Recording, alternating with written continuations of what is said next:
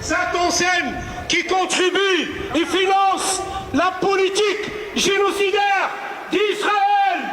Alors Starbucks, Starbucks, Starbucks, Starbucks, Starbucks, Starbucks, Starbucks, Starbucks, Starbucks, Starbucks,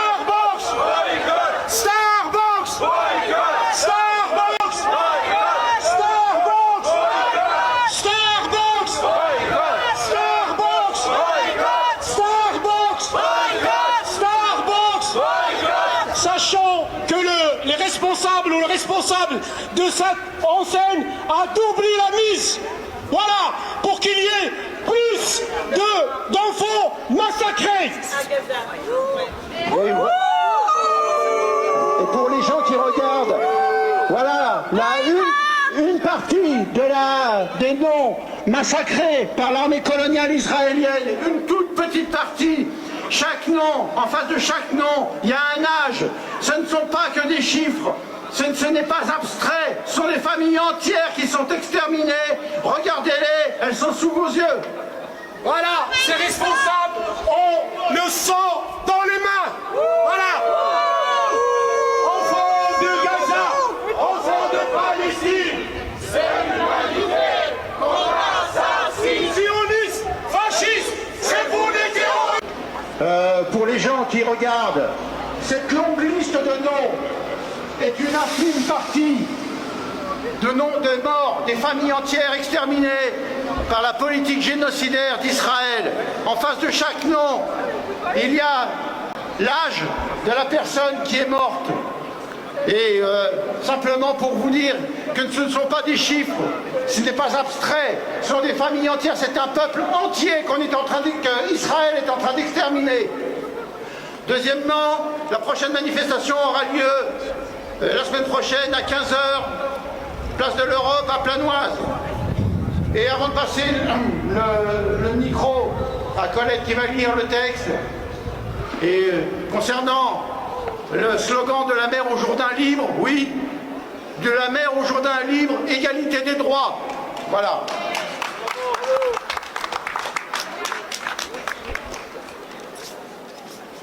Un État colonial ment pour camoufler ses actions génocidaires. Commençons par rappeler quelques faits de ce qui s'est passé récemment à Gaza. Le 15 janvier 2025, un accord de cessez-le-feu a été conclu. Le premier depuis novembre 2023. Pendant 42 jours, du dimanche 19 janvier au samedi 1er mars, la trêve a permis la libération de plusieurs otages israéliens, de centaines de prisonniers palestiniens qui sont aussi des sortes d'otages des Israéliens. La trêve a permis également un acheminement de l'aide humanitaire dans la bande de Gaza. Des centaines de milliers de Palestiniens, de Palestiniennes ont pu rentrer chez eux, même si c'était la plupart du temps pour s'installer sous une tente à côté de leur maison détruite. Mais le dimanche 2 mars, la première phase du cessez-le-feu, à peine terminée, tous les points de passage pour l'acheminement de l'aide humanitaire dans l'enclave ont été fermés. Quelques jours plus tard, dans la nuit du 17 au 18 mars, Israël a délibérément rompu la trêve et a lancé une nouvelle attaque contre Gaza, avec près de 400 personnes tuées en une seule nuit, dont 130 enfants. C'est l'attaque la plus violente depuis le début de la trêve. C'est l'État colonial israélien qui a refusé délibérément la mise en œuvre de la deuxième phase de l'accord qu'il avait pourtant signé. Deuxième phase qui prévoyait la libération des derniers otages, des centaines de prisonniers palestiniens et le retrait total de la bande de Gaza de l'armée d'occupation israélienne. Au 5 avril, la reprise des bombardements israéliens a déjà fait plus d'1 millier de morts supplémentaires. Le nombre de morts recensés dépasse maintenant les 50 000. 50 000, sans compter 12 à 15 000 morts restés sous les décombres et les morts indirectes par la faim ou l'impossibilité d'être soignés. La folie meurtrière de Netanyahou soutenu par Trump et qui bénéficie de la passivité des pays occidentaux, ne semble avoir aucune limite. L'État criminel israélien accompagne ses crimes d'une campagne de mensonges, de calomnies pour les justifier. Les bombardements viseraient des terroristes du Hamas et auraient pour objectif la libération des otages, comme si chaque Palestinien était un terroriste. Les familles d'otages savent depuis longtemps que Netanyahou et sa clique d'extrême droite s'en moquent totalement.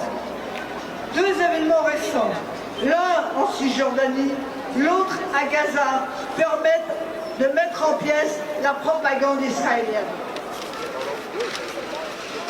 Le premier événement est survenu le 25 mars en Cisjordanie. Hamdan Balal, co-réalisateur du film israélo-palestinien, Northern, qui a reçu l'Oscar du meilleur film documentaire, est attaqué par des colons appuyés par l'armée d'occupation israélienne près du village de Sousia en Cisjordanie. Il est battu et arrêté avec deux autres Palestiniens par des soldats et emmené pour être interrogé. Des ONG israéliennes pacifistes présentes sur place confirment les dires des Palestiniens. Le communiqué de l'armée israélienne donne une version inversée et donc totalement mensongère des faits. Il commence par affirmer que plusieurs terroristes ont lancé des pierres sur des citoyens israéliens, en fait des colons, endommagent leur véhicule près du village de Sousia. Le communiqué poursuit en affirmant que comme une confrontation s'en est suivie, les forces de défense et de police israéliennes sont arrivées pour disperser l'affrontement et c'est alors que plusieurs terroristes ont commencé à lancer des pierres sur les forces de sécurité. Dans un communiqué d'un peu plus de 10 lignes, l'armée utilise deux fois le mot terroriste pour désigner Hamdan Balal et les autres Palestiniens.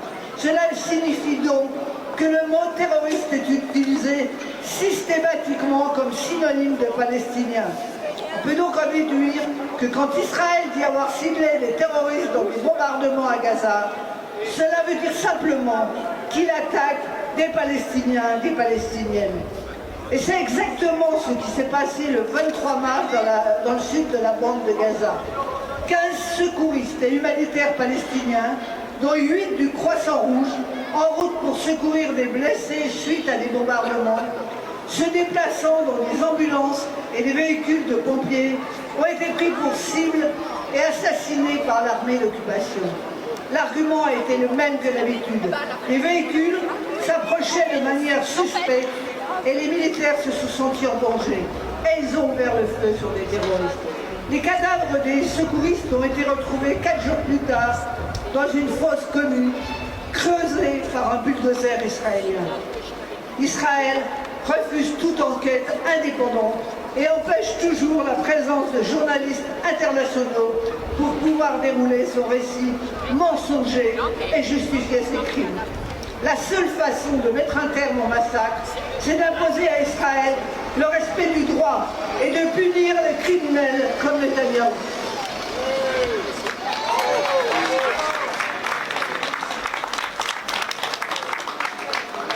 Et je voulais vous rappeler aussi que Georges Ibrahim Abdallah est toujours emprisonné à Lannemezan dans les Hautes-Pyrénées alors qu'il est libérable depuis 1999.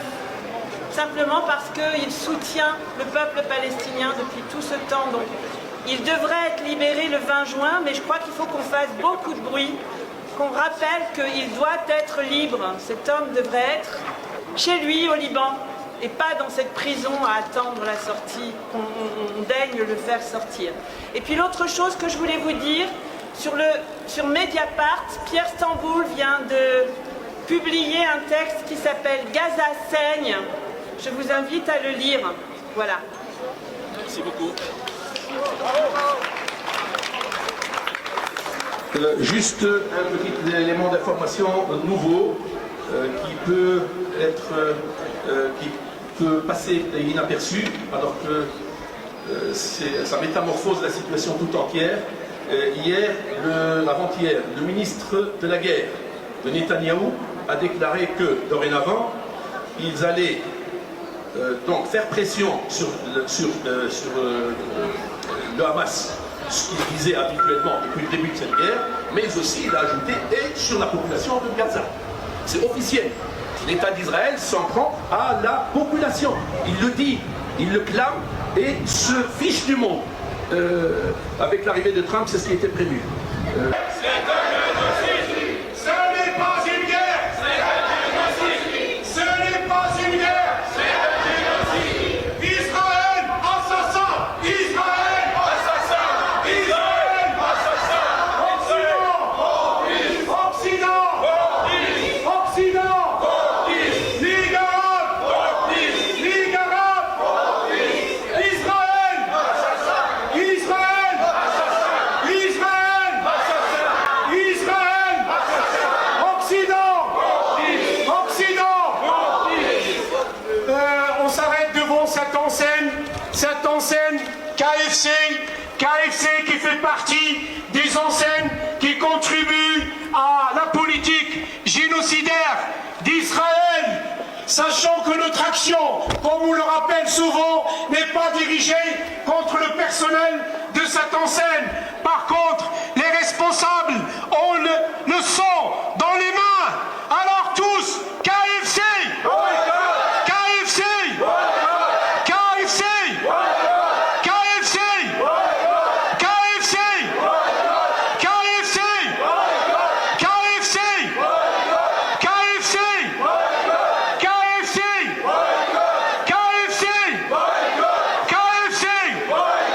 KFC, KFC, KFC,